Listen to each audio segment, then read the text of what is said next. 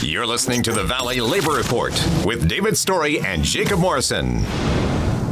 Good morning, everybody. We are coming to you without a guest today because there's so much news in the labor world, and this is a really good, and all the news really works in with our theme of trying to be consistent, have a good, justice-oriented labor movement, have a real critique of the boss and capital, and not fall for the woke pandering that woke corporations and Raytheon's pride flags will try to shove down our throats.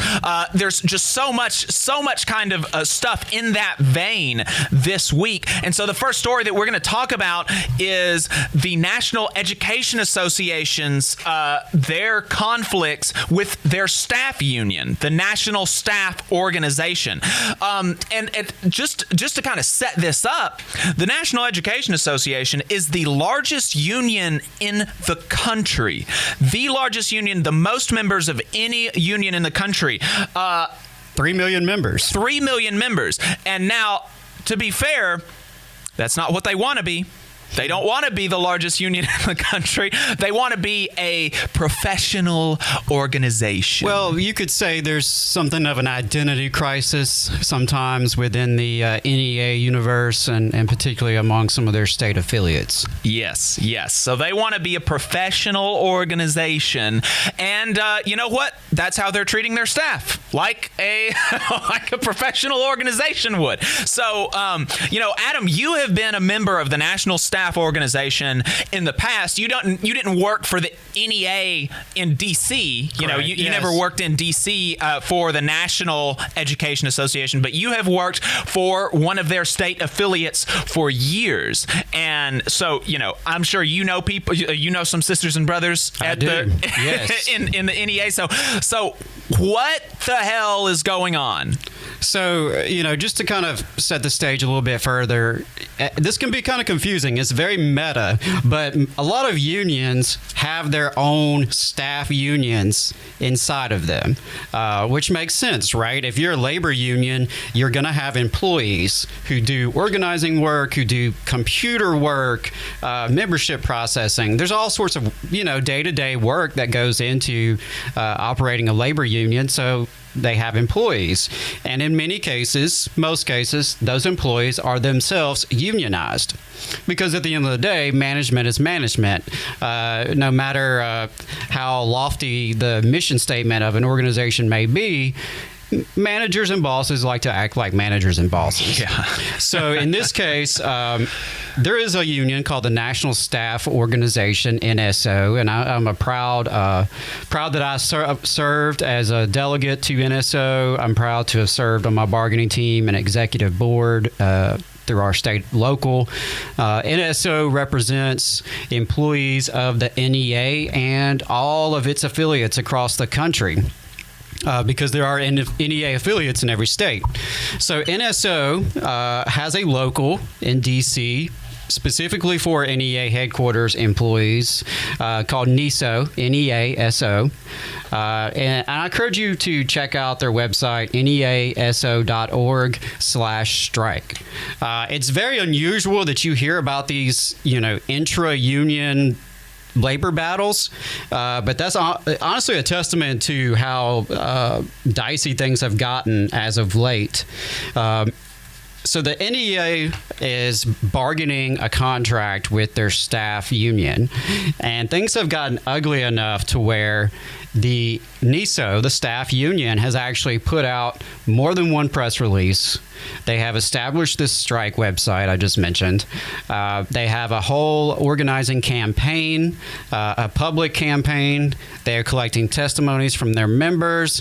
They are gathering support from not just employees of other state affiliates, but also rank and file educators who are members of NEA. And the reason they've done that is because, unfortunately, NEA is trying to really, they're trying to screw their employees. Let's just be real about it.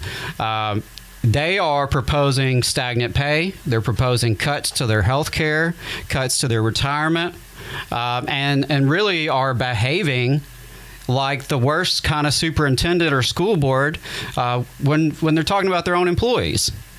And like I mentioned, these are the people who, do the day-to-day work in terms of updating the website, making sure that a membership form is actually processed and that dues are being paid.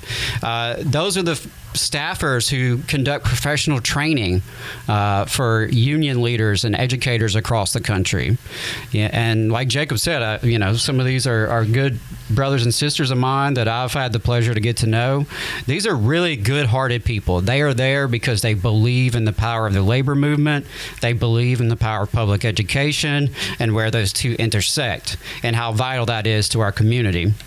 So it's pretty infuriating to see that my sisters and brothers up there are being treated this way.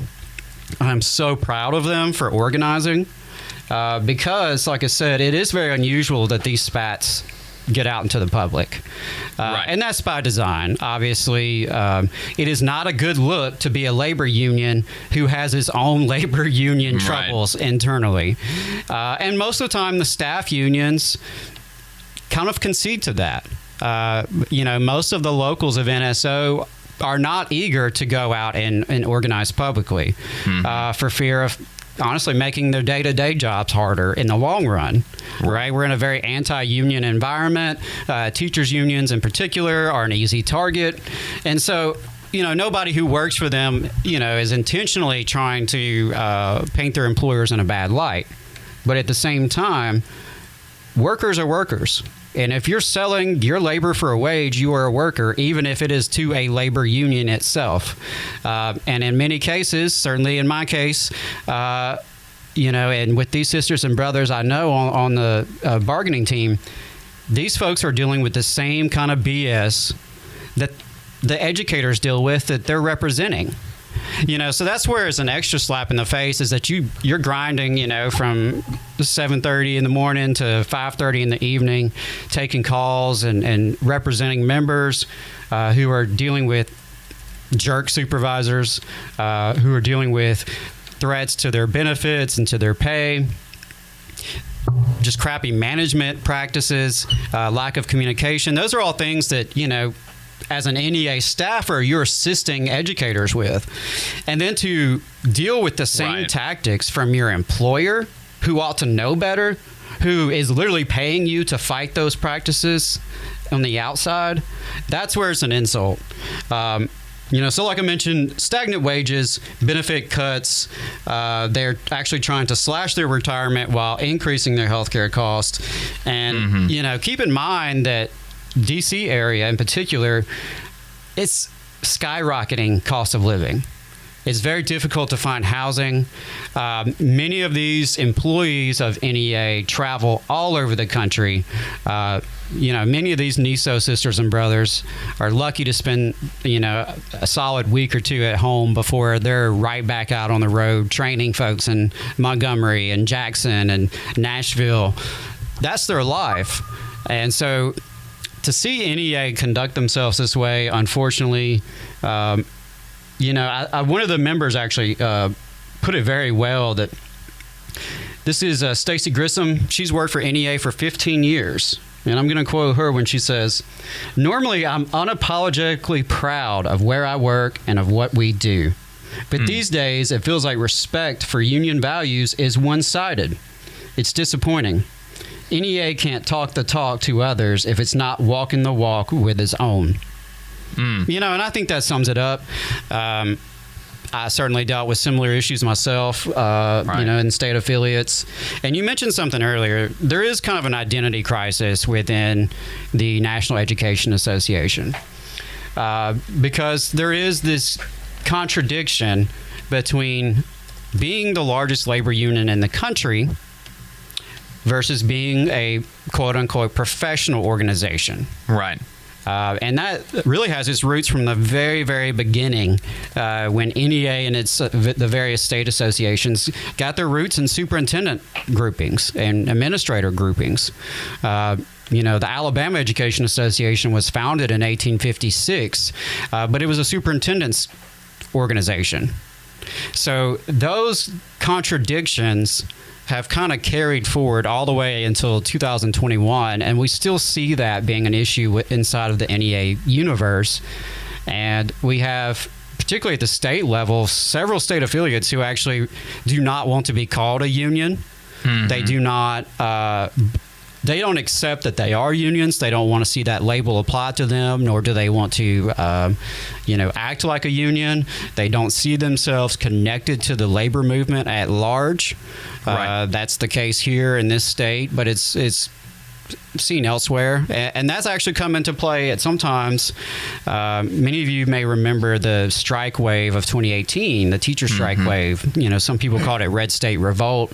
I know Eric Blanc put a book out with that title because it did happen in West Virginia, Arizona, Oklahoma, and particularly in Oklahoma's case, you saw that contradiction play out in the real life struggle.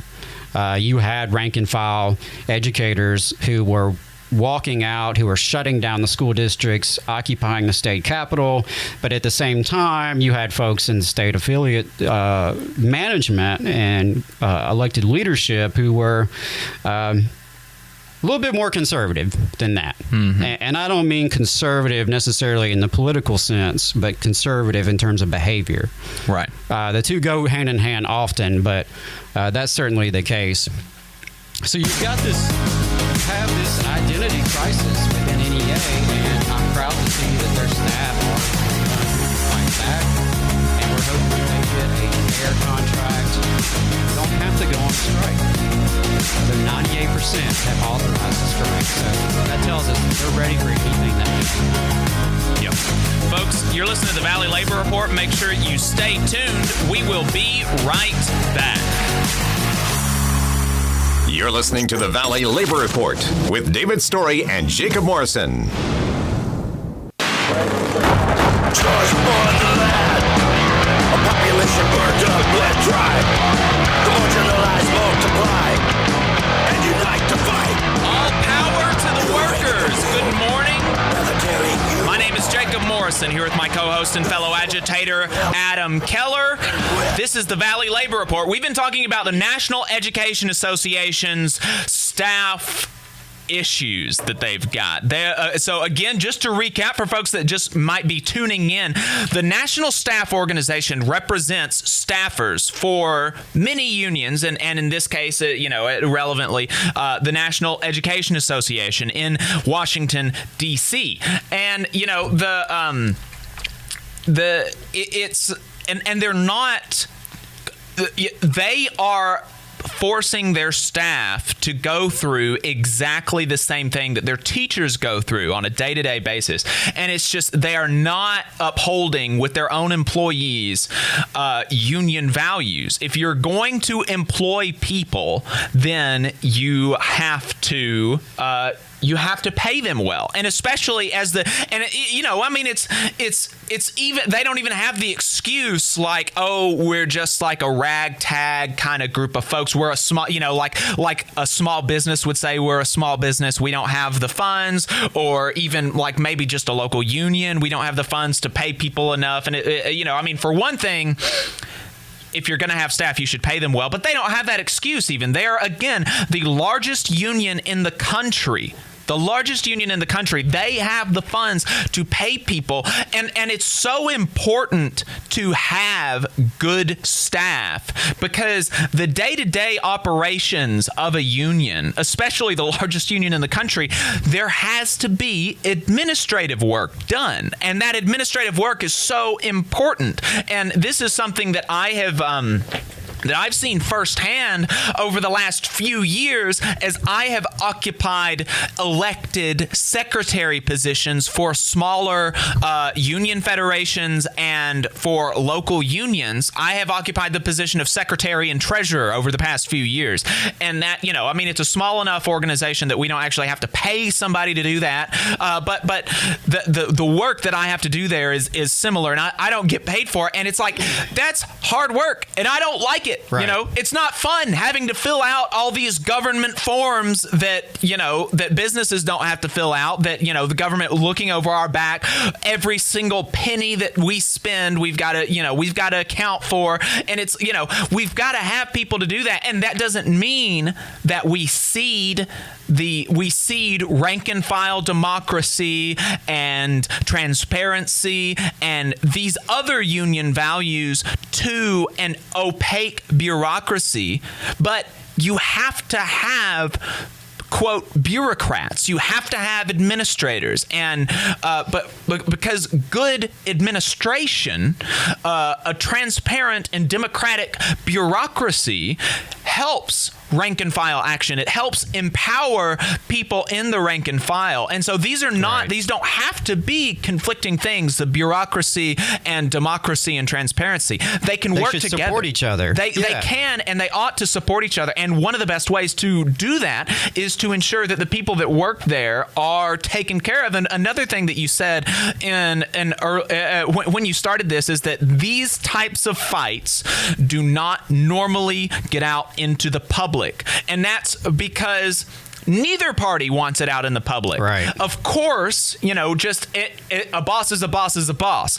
The National Education Association's management do not want it out there that they are being a bad boss because it looks bad on them, just like from the shame and the public guilt and all that. Like, they just don't want that out there. But also, their staff doesn't want it out there. Right. Like, their staff, they've been dealing with this for who knows how long, years. The contract expired at the end of May. Yeah. So they've been working without a contract already almost all of June. Right.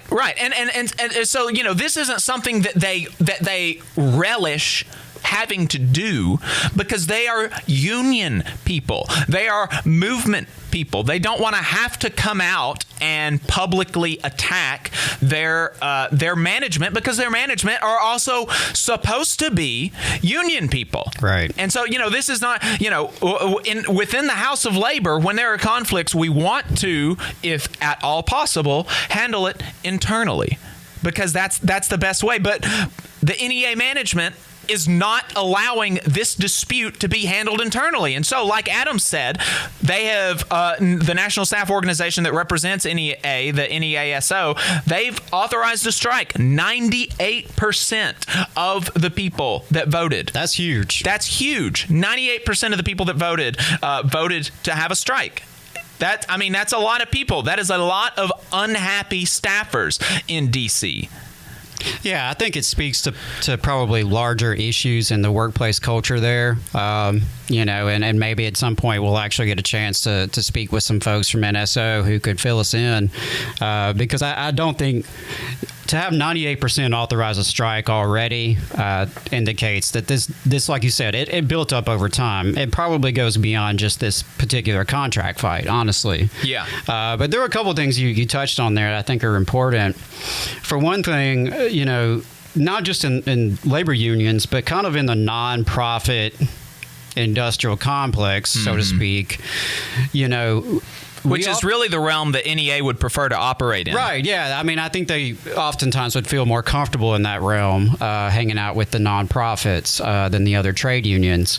But, in both sets of institutions, you still have people who sell their labor. You still have managers who have the power to hire and fire and discipline. And so you have the ordinary kind of concerns that come up in any workplace. Sometimes you have harassment. Sometimes you have grievances that need to be filed because there's violations of contract issues. Those things happen. And sometimes some of these supposedly woke, progressive employers, these nonprofits, and in this case, a trade union, sometimes despite their lofty rhetoric, behind closed doors, they treat their employees like crap. And I have known and heard from many people who've worked in these kind of industries who have horror stories. Yeah. The turnover rate for staffers of, NEA is very high. And the same goes for many nonprofits because they are treated the same way private bosses treat their employees. The difference being that they spend their day job as the employees fighting against this, right? So, I mean, how frustrating is it that you're spending your day all day fighting for workers' rights, fighting for fair pay and benefits, only to get called in by your boss and treated the exact same way. And you're dealing with folks who are just like the superintendents and HR directors and school board members that you spend all day fighting against. So it is pretty absurd, but that is something that is a real thing. Alienation is a pretty common trend among these sorts of employment because 99% of the time, folks go into working for a union or even most nonprofits in terms of rank and file employees. They go into it out of a sense of mission, right? They believe in the cause. They want to make a difference. And so that's why they sign up to do these jobs. Right. And that's why they sign up to do these jobs. And management and sometimes even people outside of the organization on the left, quote unquote. There was an article in Jacobin about this yesterday. I believe it was. They use the fact that they are going into this for a mission to cudgel workers into complacency and oh, you are going to hurt the mission if we pay you fairly. You don't deserve compensation for your labor. The compensation for your labor is the warm fuzzies in your stomach that you get from helping workers, from advancing the left movement in the United States. And, guess what, folks? Warm fuzzies don't pay the rent. Warm fuzzies don't pay the rent. I got to have a check in my bank account every few weeks. I got to have health care to pay the hospital bills. I got to have something to pay my college loans. Warm fuzzies ain't gonna do that. Folks, we'll be right back.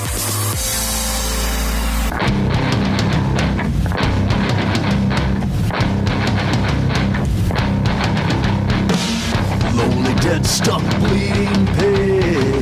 Lonely, ditch, I choose today. Labor creates all wealth. All wealth should go to labor. Good morning. This is the Valley Labor Report. We are back talking about the National Education Association's dispute with their National Staff Organization members. Sure. I think we should kind of tie this up because it's going to actually perfectly segue into the next labor dispute we're going to discuss. But something that I read yesterday from some of the leaders of NSO is that NEA has actually been making threats to cut off their health care and cut off their payroll deduction of their staff union, arguing that, well, the contract's expired, so, maybe we just don't continue those anymore. That's completely asinine, and it's just it's disgusting, really, to see that kind of behavior from who are supposed to be the leaders, quote unquote, of the labor movement. And I wanted to share something from a good brother of mine, Andy Jewell. Andy is a very kind and conscientious staffer. He has done training here in Alabama and all over the country. And one of his quotes here from this struggle is that the closest thing that I've seen to NEA's behavior in this round of bargaining is when the Tea Party started taking over school boards and tried, sometimes successfully, to break the union. So I think that says it all right there. We want to send our solidarity to our national staff organization brothers and sisters in D.C. Obviously, a cause near and dear to my heart. So to any NSO members, we have your back. If there's anything we can do to support you in your struggle, please let us know. And there was something you touched on earlier about people who were driven to this work to do the right thing, and for the warm fuzzies that management loves to give in lieu of proper treatment, pay, and benefits. And I think that's something that we see in any profession that is care-based, right? Especially predominantly female professions, nursing, teaching, media jobs. People go into these things to make a difference, to help people, and that is used as leverage against you as a worker. They want to separate your identity as a healer or as an educator versus your identity as a worker. And we see it time and time and time again. When nurses are on strike or teachers are on strike, you see the administrators, the mayors and bosses and politicians say, well, look at what they're doing to the children. Mm-hmm. Oh, the children. Look at what they're doing to the patients. How dare they? They truly must not care. How could they do that? And I think that's the sort of leverage that is used against employees in the nonprofit sectors and these other sectors. And it's something that is disgusting because we know that workers' issues on those jobs translate into the care and quality of patients, of students, and the clients of these nonprofits. So.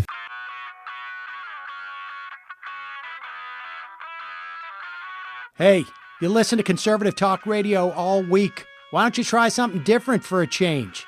The Majority Report with Sam Cedar is a 5-time award-winning daily left-wing political talk show. We go live every weekday at 11 a.m. Central Time on our YouTube channel. You can find it by searching for The Majority Report. We talk about the news, we take libertarian callers, we have debates, we interview guests on topics ranging from the post-Civil War Reconstruction era, child poverty, capitalism, the intellectual dark web, and more. And that's all just within the last month. If you want to hear what smart, progressive political talk that is occasionally amusing sounds like, then you need to tune in.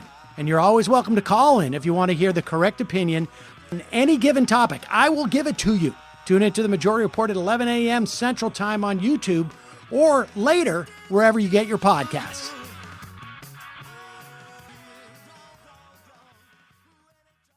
If you want to see what we're up to throughout the week and get our snide quips about the news of the day, then you should follow us on social media. We're on Facebook at facebook.com/The Valley Labor Report. We're on Twitter at Labor Reporters. I'm on Twitter at JacobM_AL. If you missed part of the show and want to go back and watch it later, you can search YouTube for The Valley Labor Report and subscribe to our channel. You can go back and watch the full show there, and we also clip segments and release them throughout the week. We upload the program on more than 11 different podcasting apps. So to see if we are on your listening platform of choice, you can go to thevalleylaborreport.transistor.fm/subscribe. We've got a website where you can buy our hats and stickers, all union made. thevalleylaborreport.org. And finally, if you appreciate our work and want to help us stay on the air, then consider throwing us a couple dollars a month on patreon.com/The Valley Labor Report.